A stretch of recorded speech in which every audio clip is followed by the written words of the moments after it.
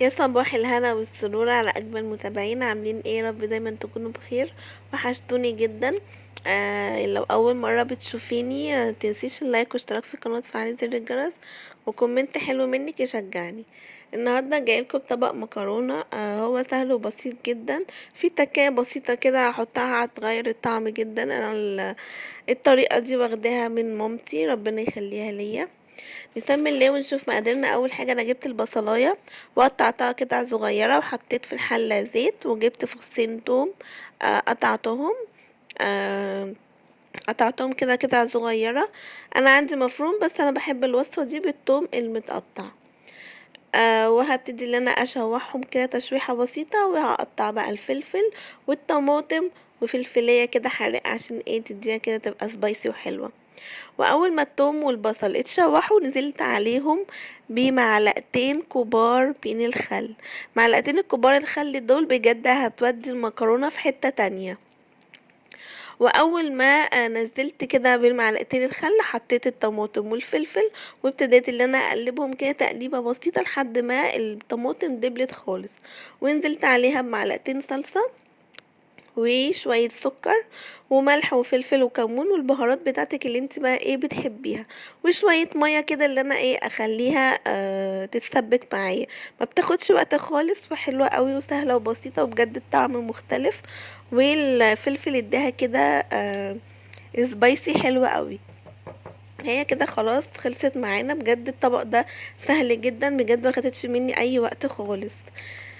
ابتديت بقى، انا كنت سلقه طبعا المكرونه. انا بسلق المكرونه بتاعتي بملح بس ما بحطش عليها الزيت، لان لما بحط عليها الزيت الصلصه بتفصل منها ما بتبقاش ماسكه فيها. وابتديت ان انا اقلبها كده بالشكل ده. وجبت بقى الطبق خلاص، هي كده خلصت معانا. وابتديت بقى ان انا اغرفها. وكنت مشوحه جنبها بانيه، وقطعته كده قطع وحطيته من فوق من فوق الوش. بجد المكرونه كلنا طبعا بنحب المكرونه. بس انا اكتر نوع مكرونه بحبه هو المكرونه القلم دي، والاسباجيتي وراها على طول مع كده ايه اللي هي الصغننه. بجد طعمها حلو قوي. والخل اداها كده تست حلو قوي قوي قوي. وانا بحط عليها بقى شويه سكر علشان الحموضه بتاعتها، وبرده بتديها معادله كده حلوه. جربيها بجد بالطريقه دي مش هتندمي. طبعا احنا هنا كده خلاص كلنا، واحمد كان جايب لي قرع عسل بالمهلبيه. بجد كان طعمه حلو جدا. انا بحب اللي هو بتاع المدينه المنوره، بنجيبه من 6 اكتوبر. بجد طعمه حلو جدا. اكتر رز اكتر اسمه ايه ده قرع عسل انا حبيته، يعني دقته من كذا مكان. انا حبيت قرع العسل بتاع المدينه المنوره، وبيبقى فيه مكسرات كده بجد كتير. بيبقى طعمه حلو وسكره مظبوط جدا اهو. بجد طعمه حلو. والطبق انا مش فاكره هو كان جايبه بكام، بس ما كانش غالي خالص، كان حلو قوي. وبجد جربوها هيعجبكم.